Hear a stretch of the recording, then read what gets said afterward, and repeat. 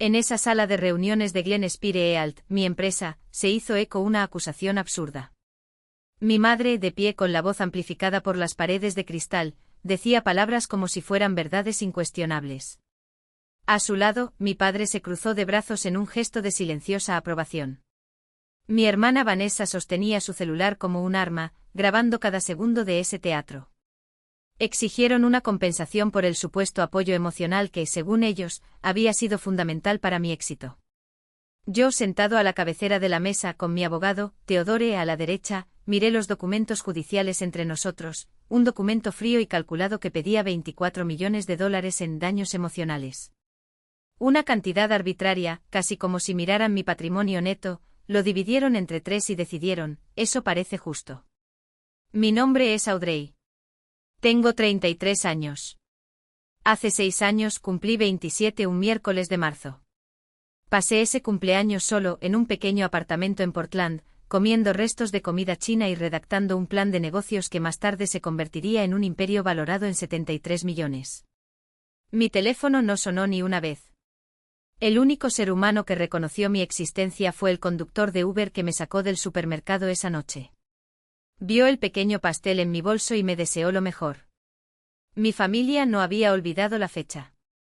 Simplemente no le importaba. La industria de la biotecnología es despiadada, pero yo había encontrado mi lugar en ella. Glenspire Ealt produjo equipos de precisión que revolucionaron los laboratorios farmacéuticos, reduciendo la contaminación y acelerando el desarrollo de fármacos. Teníamos 3 patentes de dispositivos innovadores y clientes entre las empresas farmacéuticas más grandes del país. Y ahora aquellos que nunca habían creído en mí querían 1/3 de lo que había construido con mis propias manos. Este proceso no tiene base legal, murmura Theodore, un hombre de 56 años, metódico y caro. El apoyo emocional no es una contribución mensurable a una empresa. Ella no habría llegado a ninguna parte sin nuestro apoyo, respondió mi padre, Gerald. El mismo hombre que durante toda mi infancia me repitió que no tenía suficiente inteligencia para la ciencia. Un vendedor de seguros convencido de que el mundo premia el carisma, no la competencia. Lo recuerdo como si fuera ayer. A los 15 años le mostré mi carta de aceptación a un programa de verano para estudiantes talentosos de biología en la Universidad Estatal. Apenas miró antes de volverse al periódico. Eso es genial, Audrey. El mariscal de campo del equipo invitó a tu hermana al baile de graduación. Vanessa, 2 años mayor, siempre fue el centro de todo, fotos familiares, conversaciones de mesa, cada celebración. Cuando se graduó de la escuela secundaria con un GPA de 3.2, le organizaron una fiesta con 200 invitados. Cuando me gradué con un 4.0 y beca completa, me llevaron a una cadena de restaurantes y se pasaron la comida hablando de su nuevo novio. Nunca me apoyaste, le dije con una calma que me sorprendió. No vinieron a mi graduación universitaria. No me llamaron cuando cumplí 27 años. Ni siquiera me visitaron cuando fui hospitalizado con neumonía hace 3 años. Estábamos ocupados, explicó mi madre Patricia, una maestra en reescribir la historia. Siempre creímos en ti. Dijiste que estaba perdiendo el tiempo cuando inicié la empresa. Que debería conseguir un trabajo de verdad. Fue para protegerte de la decepción, argumentó como si la mentira, tantas veces repetida, pudiera convertirse en verdad. Miré a Vanessa. A los 35 años, divorciada, de vuelta en casa con sus padres después de que su tienda de ropa quebrara. 2 años antes les había pedido prestados $40.000 y nunca los devolvió. Lo llamaron una inversión en su futuro. Cuando hace 5.006 años pedí registrar mi empresa, mi padre se rió y me dijo que dejara de soñar. Esta demanda es frívola, declaró Theodore. Vamos a presentar una moción de desestimación. No tienen pruebas. Sí, lo hacemos, respondió Vanessa, agitando su teléfono celular. Tenemos mensajes en los que Audrey admite que éramos partidarios.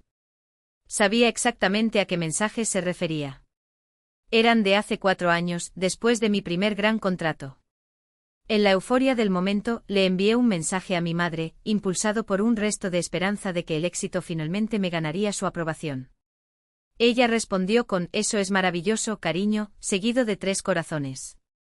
Yo, todavía desesperada por cariño, le agradecí, gracias por creer siempre en mí. Un mensaje en 4 años. Esta fue su prueba. Nos vemos en la corte, anunció mi madre, poniéndose de pie. Se ajustó la falda, un gesto que yo conocía bien, una señal de que pensaba que había ganado.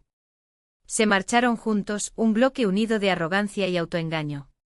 Pasaron por la recepción, el escaparate con nuestras patentes, la pared con artículos de revistas especializadas.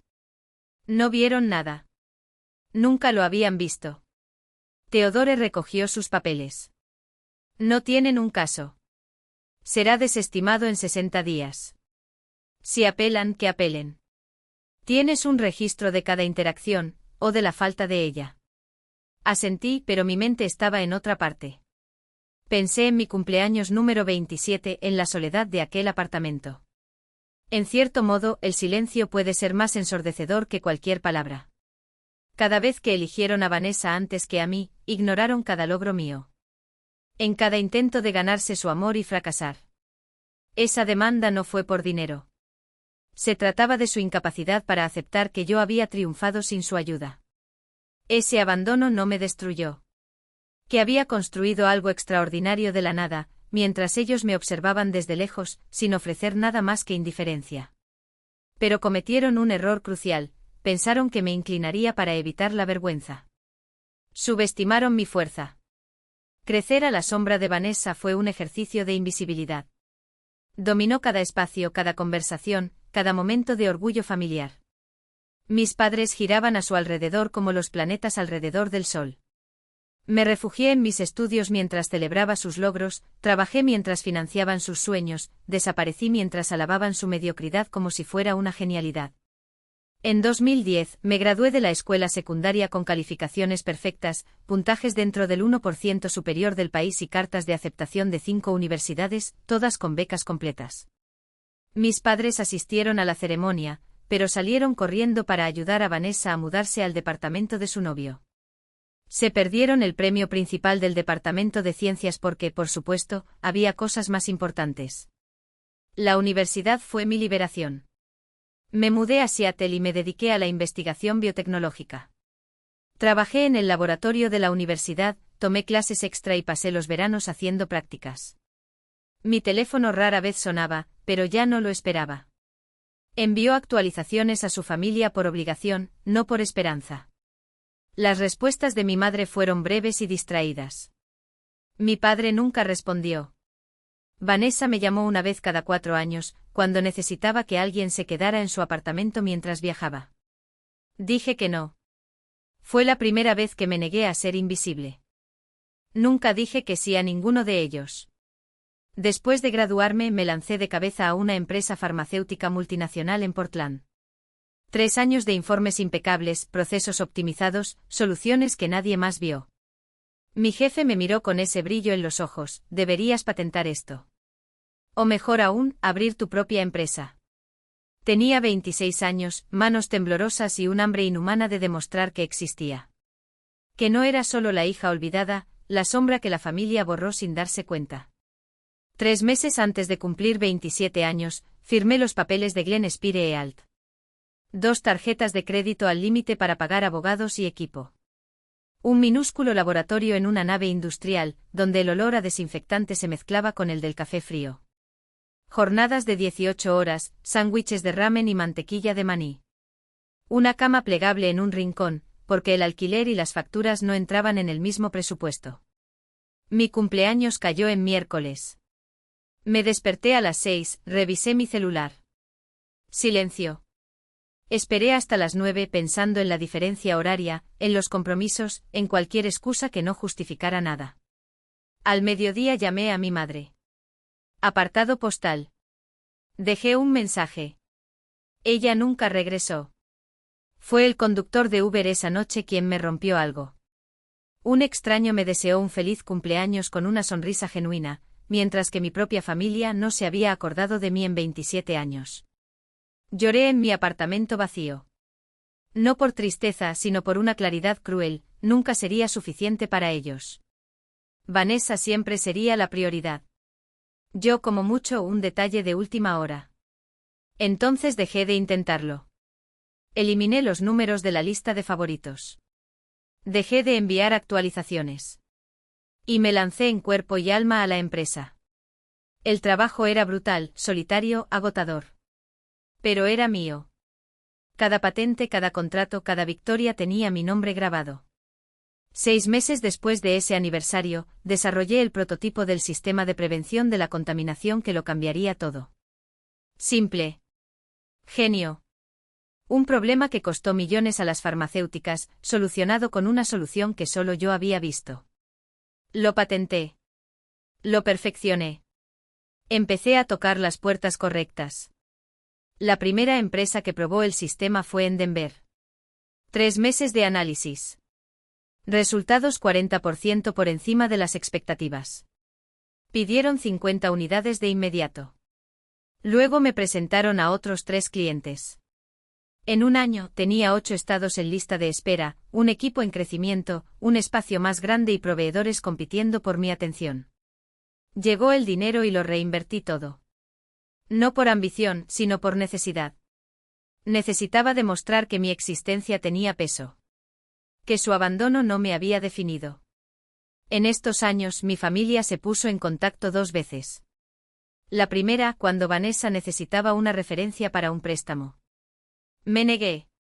La segunda, cuando mi madre llamó para decirme que mi padre había cambiado de plan de salud y yo ya no estaba cubierta. Tenían 29 años. No había estado cubierto desde mi graduación. La llamada duró 1 minuto y medio. No mencioné la empresa. No hablé de los millones. ¿Para qué? Sus elogios nunca antes habían llegado a nada, porque el dinero cambiaría eso. A los 30 años, Glen Spire Ealt ganó 20 millones. 75 empleados. Reportajes en revistas del sector. Invitaciones a ponentes. Ofertas de adquisición. Y entonces el año pasado, llegó el punto de inflexión. Un gigante farmacéutico llamó a la puerta con una propuesta de fusión. Un acuerdo que mantuvo a mi empresa como subsidiaria, integró mi tecnología en la operación global y me dejó con una generosa porción de acciones. La valoración, $73 millones. La noticia se convirtió en titular. Mi foto apareció en 3 revistas. Mi nombre fue mencionado en un programa de negocios. Fue entonces cuando llamaron. No para felicitar. Por no decir que estaban orgullosos. Llamaron porque querían su parte. Pensaron que porque me habían criado durante 18 años, tenían derecho a lo que yo construí solo, con sangre, desvelos y una terquedad que nacía de su desprecio. La demanda llegó 3 semanas después de que se anunciara la fusión. Un sobrecertificado de un martes entregado por mi asistente con cara de lástima. Lo abrí en mi escritorio.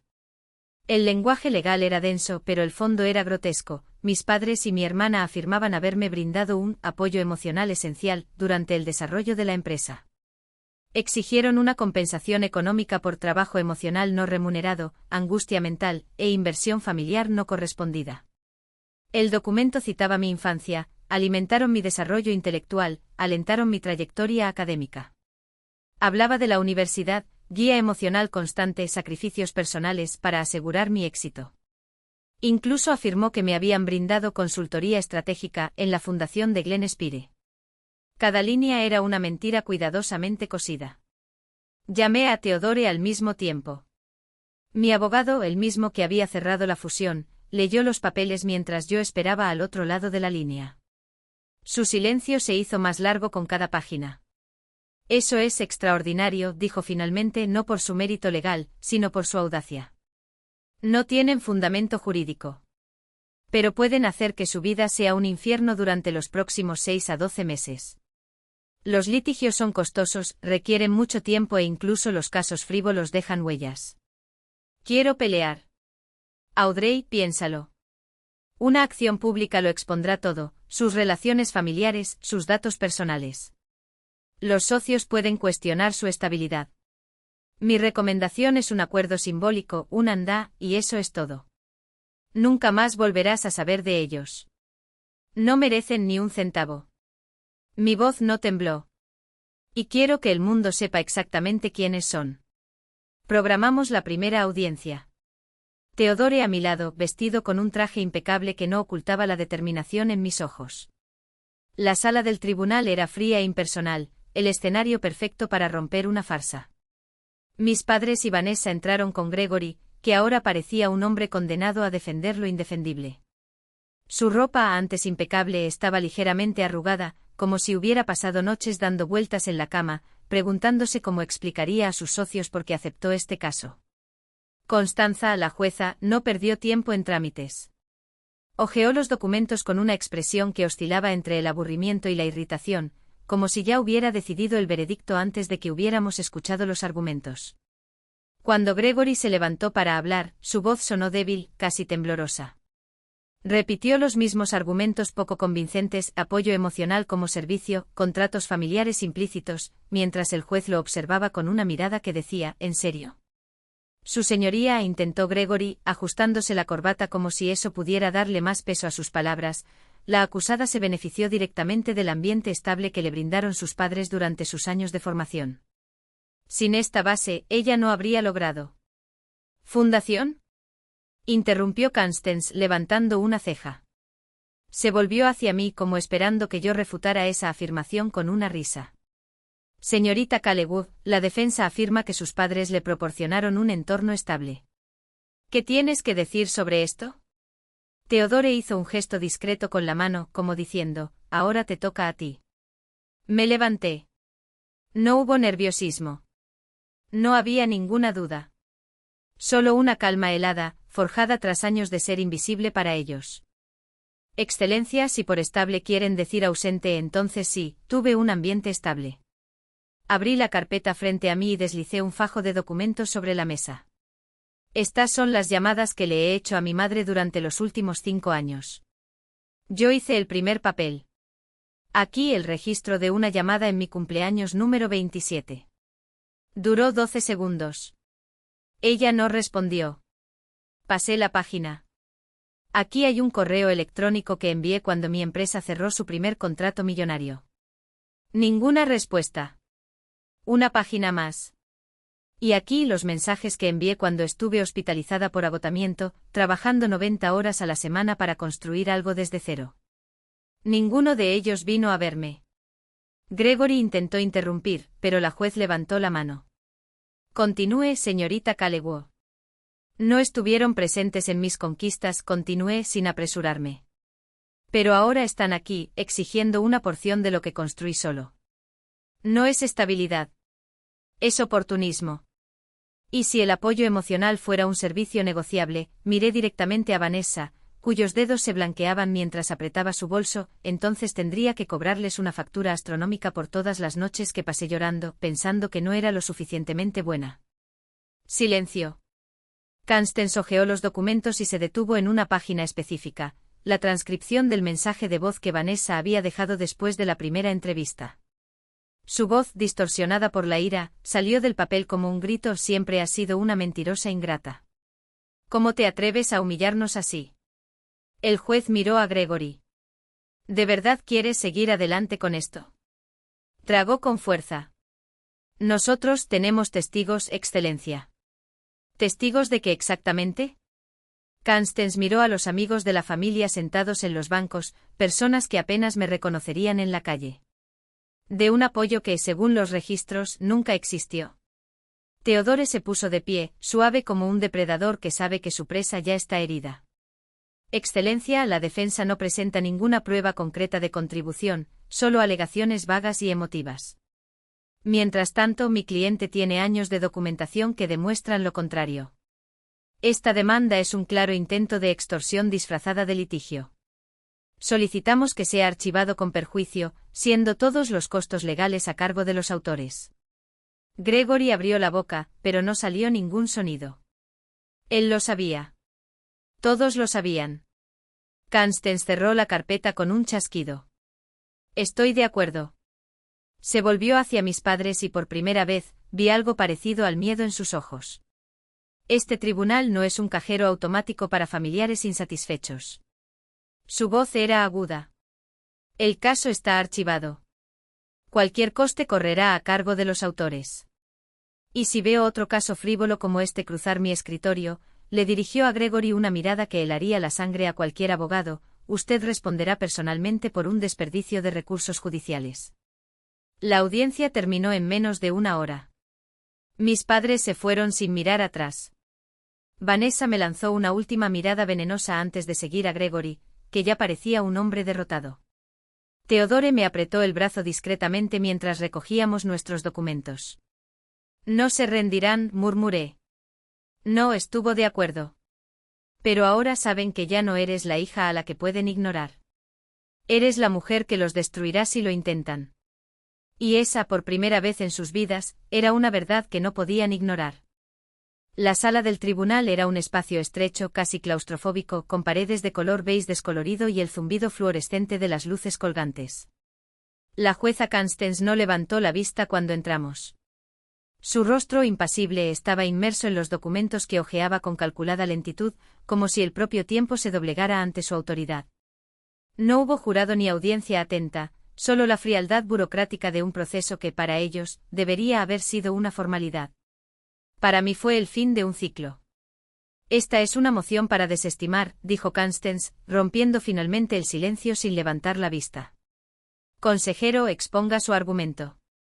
Theodore se puso de pie con una elegancia que parecía fuera de lugar en el árido entorno. Su voz, firme y precisa, cortó el aire como una espada.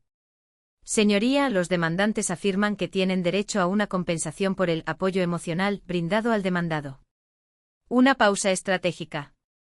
La ley no reconoce el apoyo emocional como un servicio remunerable en ausencia de un acuerdo formal. No hay contrato, ni escrito ni verbal. No existen registros de los servicios prestados. No hay prueba de relación comercial. Su tono era cortante, casi didáctico. Esta acción no tiene fundamento jurídico. Es un intento descarado de extorsionar a mi cliente bajo la apariencia de vínculos familiares. El silencio que siguió fue pesado. Gregory, el abogado de la familia, se levantó con la lentitud de un hombre que ya sabe que está perdido incluso antes de empezar. Su corbata, alguna vez impecable, estaba ligeramente torcida, como si incluso su ropa se hubiera rendido con él. Su señoría, su voz tembló levemente. Las relaciones familiares son únicas. Los autores crearon al acusado. Le dieron oportunidades. Construyeron las bases de su éxito. Hizo una pausa, como esperando que el juez asintiera, conmovido. Sin ellos, ella no estaría donde está. Tienen derecho a participar en las recompensas. Constance finalmente levantó la vista. Su mirada era tan aguda como su reputación.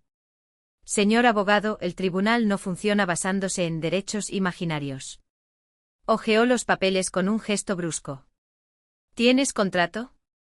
No. ¿Tiene usted constancia de sociedad mercantil? No formalmente, pero existe un precedente legal para esta afirmación. Gregorio vaciló. Creemos que este caso establece un nuevo terreno en el derecho de familia y... Suficiente. El juez cerró el caso con un chasquido seco. Presento esta acción con perjuicio. Los autores no tienen legitimidad. El apoyo emocional no es un servicio remunerable. Los vínculos familiares no generan automáticamente el derecho a recompensas económicas. Su voz ganó volumen, cada palabra un martillo. Este es exactamente el tipo de litigio frívolo que desperdicia recursos judiciales y perjudica causas legítimas. Mi madre se puso de pie en la galería, con el rostro rojo de indignación. Eso no es justo. Lo creamos. Nos lo merecemos. Siéntese, señora. La orden de Constance fue un látigo. Tu acción queda archivada. Si presenta otro reclamo frívolo, consideraré sanciones. Cayó el martillo. Cerrado. Eso fue todo.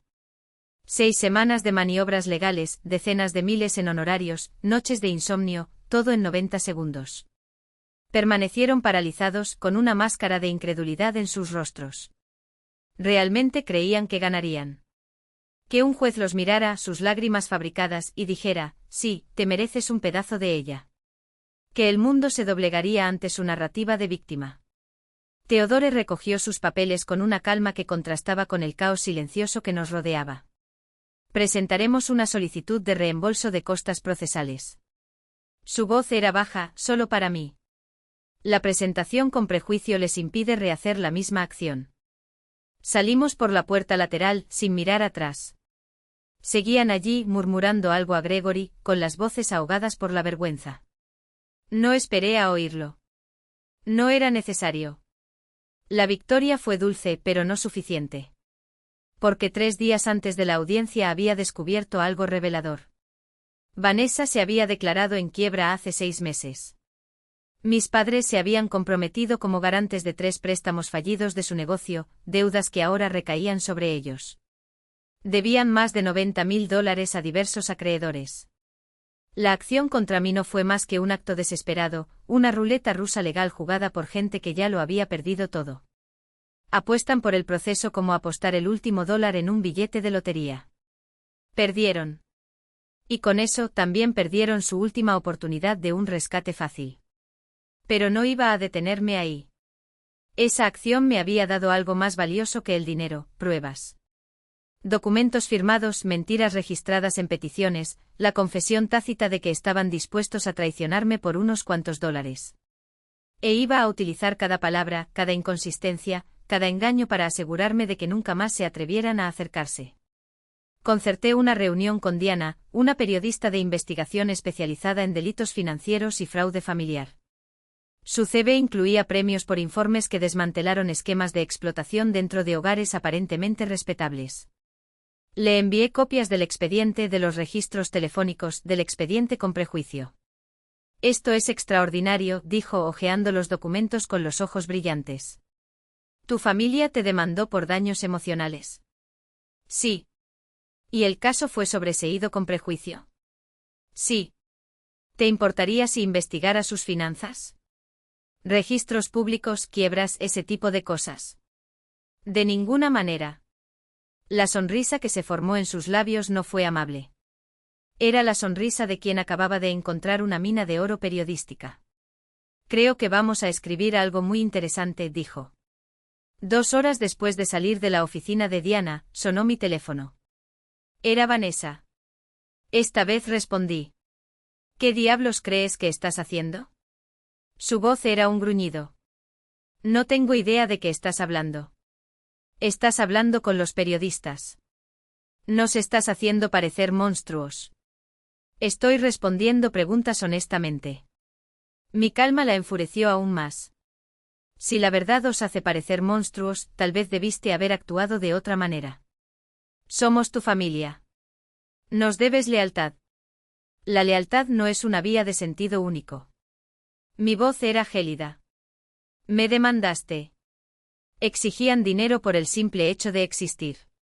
Perdieron. Y ahora están furiosos porque alguien está contando la historia tal como es. Mamá está devastada. Mamá no me llamó cuando cumplí 27 años. Silencio. 1 segundo, 2. Eso fue hace años. 6 años. Cada palabra era un cuchillo. 6 años en los que construí una empresa de $73 millones sin un céntimo tuyo. Y en el momento en que tuve éxito, decidieron que merecían una parte. Mi voz bajó letal. Esto no es familia. Esto es avaricia. Nosotros te creamos. Me ignoraste. La diferencia lo fue todo. Hay una distinción. Colgué. Me temblaban las manos, pero no de ira. Fue un alivio. Cada palabra, cada enfrentamiento, cada mentira expuesta era un ladrillo más en el muro entre ellos y nosotros. 4 semanas después se publicó el artículo de Diana. Dominó la edición dominical de uno de los periódicos más importantes del país y apareció en 2 páginas completas en la sección de negocios. El precio del éxito, cuando la familia se convierte en depredadores. Fue devastador. Diana había investigado profundamente expedientes judiciales, registros de quiebras, contratos de préstamo, informes crediticios. Entrevistó a ex empleados de los negocios fallidos de Vanessa, quienes la describieron como arrogante y vaga. Habló con antiguos compañeros míos, que recordaron la ausencia de mis padres en momentos cruciales de la empresa. Documentó la cronología del abandono con tal precisión quirúrgica que no había lugar para interpretaciones alternativas. El artículo cita extractos directos de la acción. La afirmación de mi madre de que ella alimentó mi desarrollo intelectual coincidía con los registros telefónicos que demostraban que no me había llamado en 18 meses. La afirmación de mi padre de que proporcionó asesoramiento empresarial crucial se contrastó con la evidencia de que se negó a prestarme $5.000 cuando estaba iniciando la empresa. Pero la parte más letal fue el análisis financiero. Diana había descubierto que mis padres habían refinanciado la casa 3 veces para cubrir las deudas de Vanessa. Habían retirado sus ahorros para la jubilación. Pedir dinero prestado a amigos. Según documentos oficiales, estuvieron a punto de perderlo todo. La acción contra mí fue su último aliento. Un acto de desesperación por parte de personas que, después de una vida de malas decisiones, apostaron por la mala suerte y perdieron. El artículo se volvió viral. Se compartió en las redes sociales, se discutió en podcast de negocios. La edición impresa destacó la sección de negocios, exactamente donde Diana había expuesto sus reportajes de investigación. La ironía era deliciosa, el mismo espacio que había revelado su traición albergaba ahora su rendición. Las reacciones fueron inmediatas y brutales. Los comentarios inundaron las redes sociales, justicia poética, por fin la verdad, se merecían cada palabra. Antiguos conocidos de la familia, que hasta entonces habían permanecido en silencio, ahora compartieron el anuncio con notas de desdén. Quien vive de mentiras de verdad muere, escribió un antiguo colega de mi padre en LinkedIn. Vanessa, que había borrado sus redes, vio arrastrar su nombre en foros de discusión sobre narcisismo familiar. Mi madre, que alguna vez presidió el club de bridge local, se convirtió en un modelo a seguir en los grupos de apoyo para víctimas de abuso emocional. Teodore me llamó esa mañana. Obtuviste lo que querías. Están destruidos. No era destrucción lo que buscaba. Fue un reconocimiento. Habían pasado años borrando mi existencia, menospreciando mis logros, tratando mi éxito como un bien colectivo al que tenían derecho. Ahora todo el mundo lo sabía, no les debía nada. Ni gratitud, ni dinero, ni silencios incómodos en las cenas de Navidad. Esa tarde recibí un correo electrónico de Diana. Felicitaciones. Pocas personas tienen el coraje de enfrentarse así a su propia sangre. Adjunto invitación para una entrevista exclusiva en el programa matutino más visto del país. Queremos escuchar su versión de los hechos, sin editar ni filtrar. Acepté de inmediato. Mientras tanto, mi familia intentó esconderse. Mi padre, según fuentes de Teodore, se había mudado a un minúsculo apartamento en las afueras de la ciudad, financiado por un amigo que aún no lo había abandonado. Mi madre, humillada, había cancelado todas sus suscripciones a revistas sociales. Vanessa, la eterna víctima, había acudido por fin a un terapeuta, pero se había rendido después de 2 sesiones, incapaz de enfrentarse al espejo que le mostraban. El lunes siguiente el precio de las acciones de Glenspire Health subió un 3% después de que un analista del Wall Street Journal citara mi resiliencia frente a la adversidad personal, como una señal de liderazgo fuerte. Los inversores enviaron flores. Un fondo de capital riesgo que hasta entonces había dudado en apoyarnos, convocó una reunión para discutir la expansión. Teodore me recibió en el vestíbulo del edificio, sosteniendo una copia del periódico. ¿Y ahora? ¿Quieres parar aquí? Miré el anuncio, los rostros serios de mis padres, la firma de Vanessa temblorosa debajo del texto. Ahora, dijo, viviré sin mirar atrás. Y eso es exactamente lo que hice. Los meses siguientes fueron un torbellino de oportunidades. El libro que pensaba escribir se convirtió en un trato de 7 cifras con una editorial prestigiosa. El podcast sobre la batalla legal se convirtió en una serie documental, con entrevistas a exempleados de Glenspire e incluso al juez que rechazó el caso. Cada uno de mis pasos era un recordatorio, habían apostado a mi fracaso y yo había convertido su apuesta en mi carta de triunfo. Un año después, en una conferencia sobre emprendimiento en Nueva York, una joven se me acercó después de mi charla. Estaba temblando. Mi familia está haciendo lo mismo conmigo, confesó. Dicen que a ellos les debo mi éxito. Que sin su apellido no sería nadie. Lo miré a los ojos y sonreí. Entonces demuéstrales que están equivocados. Y le entregué la tarjeta de Teodore. La justicia no es un concepto abstracto. A veces tiene un nombre, una dirección y un anuncio de página completa en un periódico nacional. Y en mi caso, ella también tenía un saldo bancario de 9 cifras, todo mío. El anuncio ocupaba la sección de negocios, página 3, estratégicamente ubicado junto a un artículo sobre innovaciones disruptivas en la industria farmacéutica. El efecto fue instantáneo y abrumador. Mi historia había tocado una herida abierta en la experiencia humana, la traición familiar disfrazada de derecho, el amor condicionado a la obediencia, la culpa por atreverse a prosperar más allá de sus expectativas. De repente la bandeja de entrada está llena. Mensajes de desconocidos que se reconocieron en esos párrafos. Mi hermana demandó a mi empresa cuando descubrió que yo había patentado un invento basándose en conversaciones que tuvimos en la cocina de nuestra madre. Mi padre hipotecó la casa que le compré cuando me negué a darle acceso a mis cuentas. Mi prima corrió la voz de que le robé mi idea de negocio, hasta que me mostró correos electrónicos de hace 5 años demostrando que la idea era mía. Cada historia era un espejo distorsionado de la mía, pero con un detalle revelador, ninguna trataba sobre dinero. Se trataba de control.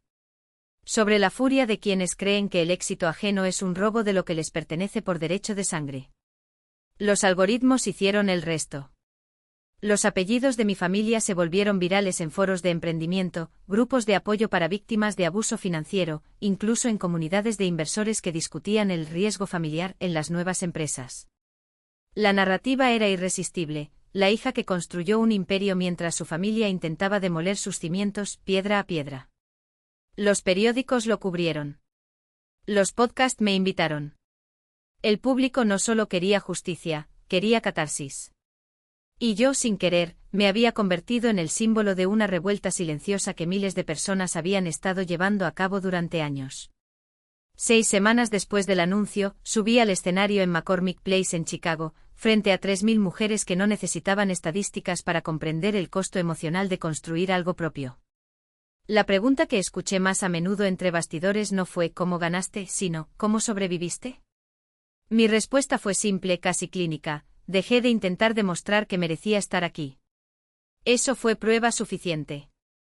Los aplausos fueron tan largos que el moderador tuvo que interrumpir para dar inicio al siguiente panel.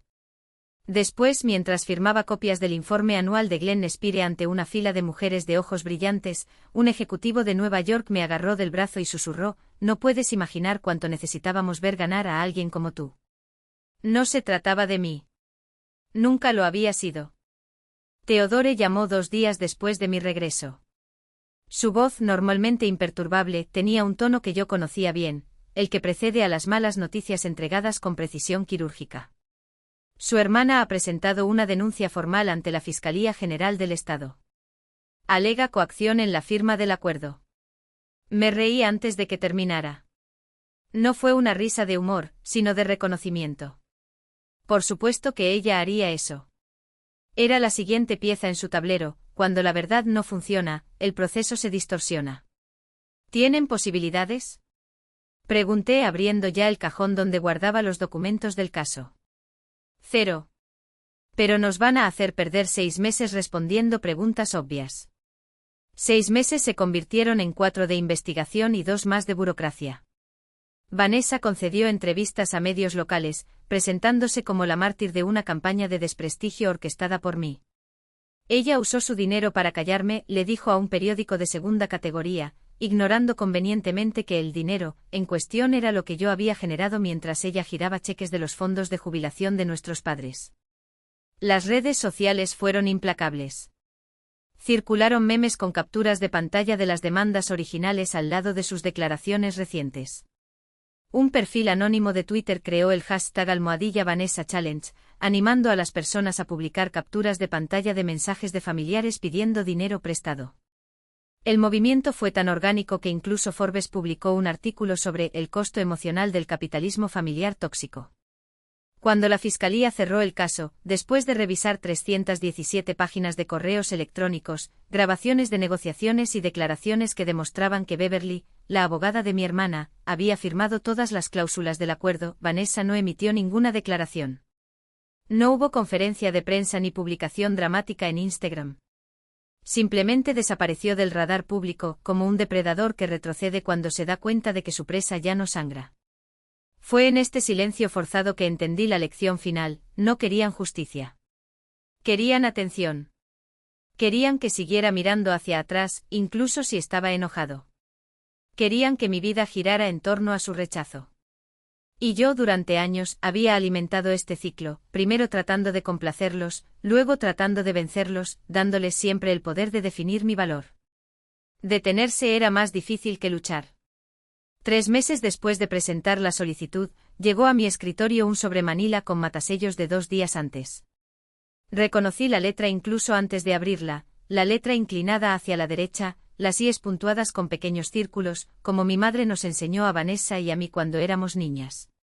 6 páginas de justificaciones apenas disfrazadas de arrepentimiento. Cometimos errores, pero la familia es la familia. Tu padre está enfermo. Solo queríamos lo mejor para ti. Ninguna mención del proceso. Ninguno al anuncio. Ninguna a las mentiras que habían difundido.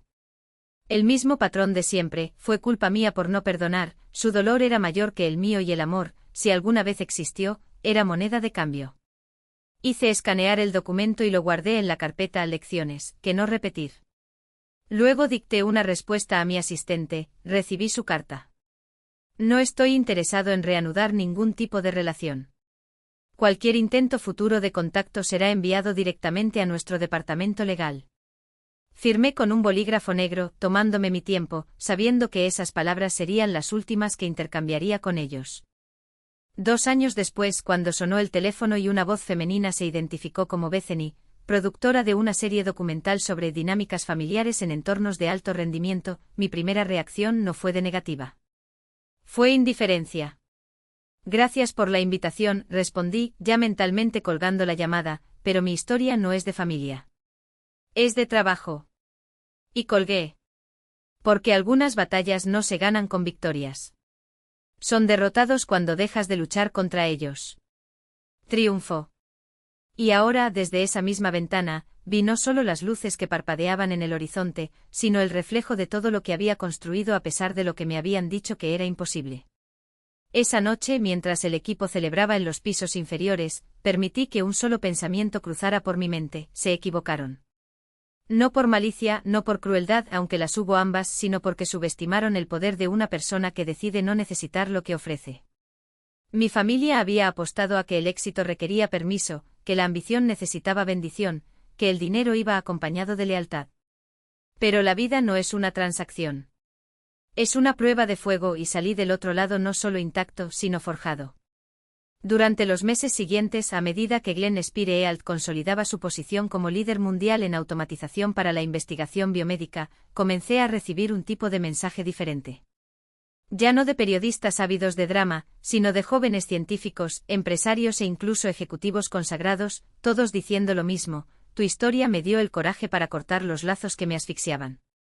Algunos escribieron con vergüenza, como si admitir que la familia era una carga fuera una confesión de fracaso.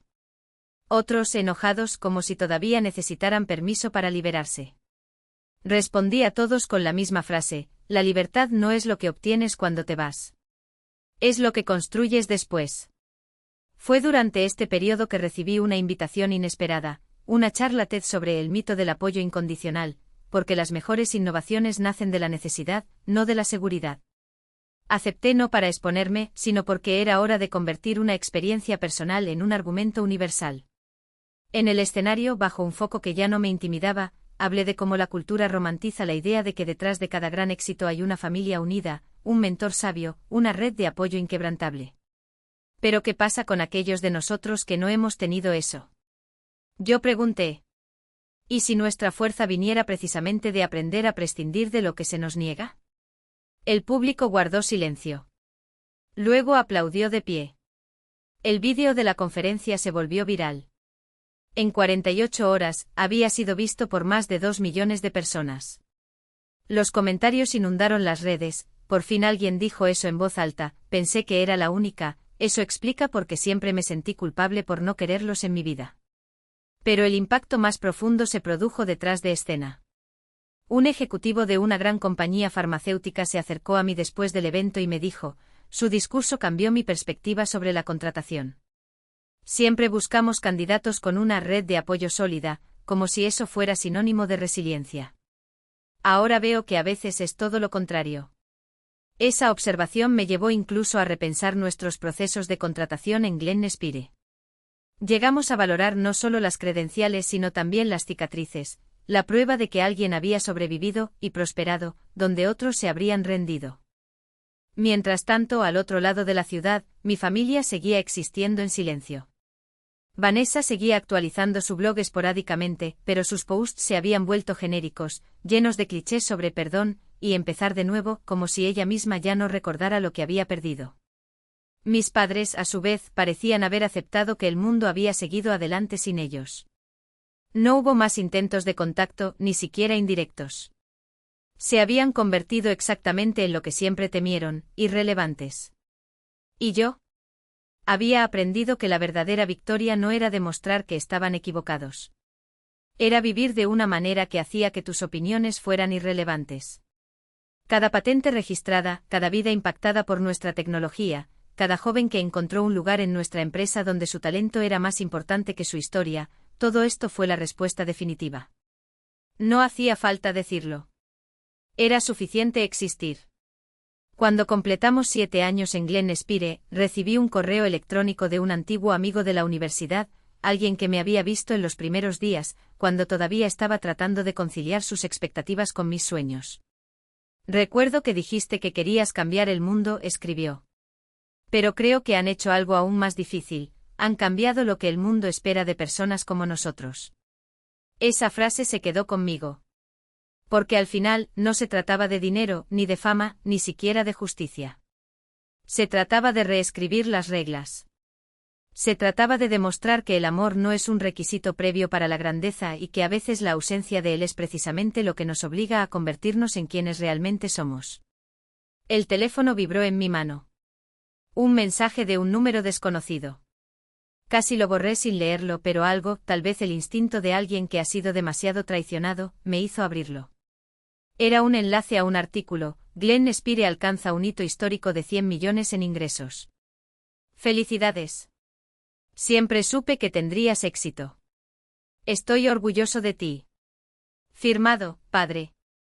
Me quedé mirando la pantalla durante minutos que parecieron horas. La audacia fue impresionante. 5 años de silencio absoluto tras el proceso. 5 años de observar desde lejos la construcción de algo extraordinario, sin un solo reconocimiento, sin una palabra de aliento, sin nada más que el vacío que ellos mismos habían creado.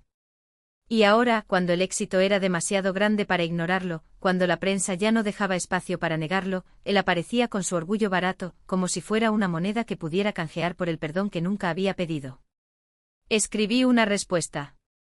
Lo apagué. Escribí otro. Lo apagué de nuevo. Al final, solo envié una frase seca y definitiva: no tienes derecho a estar orgulloso de lo que no ayudaste a crear. Bloqueé el número inmediatamente. 10 minutos después, otro mensaje, de un número diferente. Soy yo, tu madre. Tu padre está devastado. Te echamos de menos. ¿Podemos hablar? Yo también lo bloqueé. Y así continuó en los meses siguientes: nuevos números, correos electrónicos desconocidos, diferentes enfoques. A veces apelaban a la culpa: somos viejos, no queremos morir sin reconciliación. Otros por manipulación: tu terquedad al no perdonar demuestra que eres como nosotros. En momentos de desesperación, jugaron con enfermedades inventadas o crisis financieras fabricadas. Bloqueé todo. Theodore había incluido una cláusula en el acuerdo que prohibía cualquier contacto. Cada mensaje era, técnicamente, una violación y yo tenía bases legales para demandarlos. Pero actuar significaría darles atención, energía, espacio en mi vida. Ignorarlos fue la venganza más elegante. Después de todo, el silencio era el único idioma que no sabían traducir. El documental tuvo un efecto que no había previsto. Empecé a recibir cartas de desconocidos con historias idénticas a la mía. Cientos de ellos. Una mujer cuyos padres la demandaron por la mitad del valor de la clínica que había construido sola. Un hombre cuyo hermano intentó apropiarse de una patente desarrollada sin su participación. Una hija cuya madre intentó robarle la herencia tras la muerte de su padre. Los patrones se repitieron: los familiares que no daban nada lo querían todo, los familiares ausentes de las peleas parecieron compartir las victorias, los lazos de sangre se utilizaron como justificación de la explotación. Empecé a responder cada una de esas cartas. Consejo práctico extraído de mi propia lucha: documentar todo. Establecer límites no negociables. Negarse a alimentar manipulaciones. Concéntrate en lo que lograste, no en lo que te robaron. Construya relaciones con quienes lo valoran, no pierda el tiempo tratando de arreglar a quienes no lo ven. Las respuestas se convirtieron en algo más grande. Contraté a un terapeuta especializado en distanciamiento familiar y a un abogado con experiencia en disputas entre familiares. Juntos creamos un programa de apoyo gratuito financiado por Glen Spire EALT, para cualquiera que esté pasando por el mismo infierno. En 2 años, ya habíamos ayudado a más de 3.000 personas a liberarse de familias tóxicas, a luchar contra procesos frívolos, a reconstruir sus vidas sin el peso de quienes los veían como cajeros automáticos con ADN compartido. Muchos de los que buscaron ayuda terminaron prosperando, libres, por primera vez, de quienes los trataban como extensiones de sí mismos, no como individuos.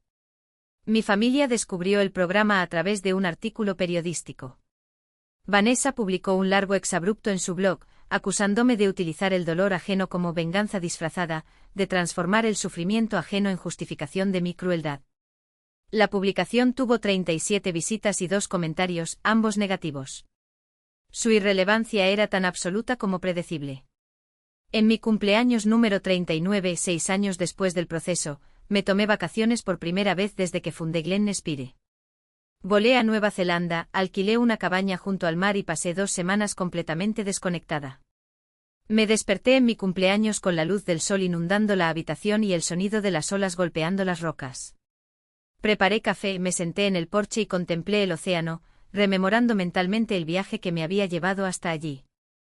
6 años antes había pasado mi cumpleaños número 27 solo, destruido por la traición de quienes se suponía debían protegerme. 12 años antes escuché comparaciones degradantes con mi hermana, como si mi valor dependiera de ser una copia de ella. 18 años antes me dijeron que no era tan especial como creía. En ese cumpleaños, sin embargo, la soledad fue una elección. Había construido un imperio valorado en más de 100 millones. Había ayudado a miles de personas a liberarse de cadenas que yo mismo conocía bien. Había demostrado que el éxito sin apoyo no solo era posible, era una forma de poder que nadie podía robar. El celular permaneció apagado durante todo el viaje. No revisé las redes sociales. No leí los correos electrónicos. No respondí a los mensajes. Durante 2 semanas existí solo en el presente, libre del pasado e indiferente al futuro. Cuando regresé a Portland, Theodore me llamó sin rodeos a su oficina. Tu hermana está escribiendo un libro. ¿Acerca de? Sobre la demanda, el acuerdo, su perspectiva sobre todo. Se llama Un monumento sobre el distanciamiento familiar y el perdón. Me senté impasible. ¿Hay algo legalmente problemático?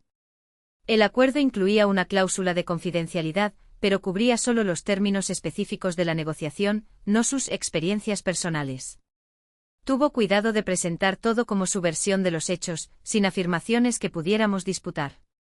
Déjala publicar. ¿No estás preocupado? Nadie lo leerá. Según mis fuentes, los editores ya habían rechazado el manuscrito. Ella se autoeditaba. Vendería como máximo unos cientos de copias a los pocos que todavía creían en él. El resto del mundo ya sabía la verdad. 8 meses después, recibí una copia anónima por correo, obviamente enviada por Vanessa. Hojeé páginas al azar. La narrativa era predecible, ella, la hermana incomprendida, yo, el monstruo que cambió la lealtad familiar por dinero, mis padres, víctimas inocentes de mi ingratitud. Guardé el libro en una caja con toda la documentación del proceso y se lo entregué a mi abogado. Nunca volví a pensar en ello. Un año después, cuando cumplí 40 años, organicé una reunión para exalumnos del programa de mentoría. Más de 300 personas llenaron un centro de convenciones en Portland.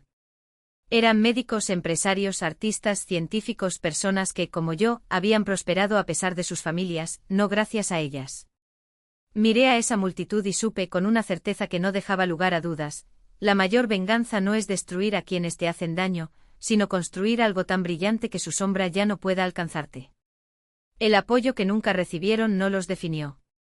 Lo que los definió fue la elección de no dejarse definir por la falta de él. Cuando subí al escenario esa noche, miré esos rostros encendidos por la misma llama que una vez me salvó y entendí, esta era mi verdadera familia. No los que compartían conmigo un apellido o un pasado de silencios y heridas, sino los que compartían la convicción de que el caos familiar no era una sentencia, sino un desafío a superar. 6 años antes, mi propia familia me había demandado. Pensaron que tenían derecho a lo que logré sin ellos. Pensaron que la sangre les daba propiedad sobre mi sudor, mis noches de insomnio, mis batallas solitarias. El caso fue archivado. El trato despiadado. Y todo lo que vino después demostró una verdad innegable: el éxito no pide permiso a quienes dudan de ti. Se necesita coraje para romper con aquellos que insisten en mantenerte pequeño. El aplauso que siguió a mis palabras fue tan intenso que hizo temblar las paredes. Pero no fue el ruido lo que se me quedó grabado, fue el silencio que vino después, cuando, uno por uno, esos extraños se convirtieron en mis confidentes. Me quedé hasta el amanecer escuchando historias de superación, de caídas y nuevos comienzos, de familias que intentaron hundirlos y, en cambio, los empujaron más lejos. Les di consejos cuando tuve respuestas, pero sobre todo les ofrecí lo que pocos habían recibido: la tranquilidad de que no estaban solos. Cuando el último huésped se despidió y la habitación quedó vacía, salí solo a la fría noche de Portland. Las calles estaban desiertas y la ciudad respiraba en paz. Y por primera vez en años, no me sentí enojado. Ya no había lugar para el resentimiento, ni siquiera para la satisfacción de una venganza cumplida. Me habían demandado, sí. Se habían expuesto al ridículo convirtiendo su codicia en un espectáculo público. Pero la justicia no vino de las manos de un juez, vino del tiempo. Mis padres perdieron su casa, lo poco que habían ahorrado, y ahora vivían una vejez amarga, rehenes de sus propias decisiones. Vanessa, mi hermana, seguía a la deriva, desempleada, amargada, dependiente de unos padres que apenas podían mantenerse. Su libro, ese manifiesto de resentimiento, no fue más que un fracaso editorial, menos de 100 ejemplares vendidos, un blog abandonado después de 2 años de delirio sin audiencia. Se convirtieron en estudios de caso, ejemplos de lo que sucede cuando la ilusión del mérito reemplaza a la razón. La demanda que presentaron para reclamar mi éxito se convirtió en el fracaso que los definiría para siempre: un registro público, inmortalizado en registros judiciales y titulares, de su ceguera y codicia. Mientras tanto, yo construí algo que ellos nunca podrían tocar. No por malicia, sino por simple incapacidad, no tenían visión para ver y mucho menos manos para levantar. Mi imperio no fue creado para excluirlos, fue creado tan lejos de ellos que su existencia ni siquiera importaba. La venganza no consistió en destruirlos. Se encargaron ellos mismos. La venganza estaba demostrando cada día que nunca los necesité. Y en esa libertad, en esa certeza absoluta, encontré una paz que ningún veredicto podía darme.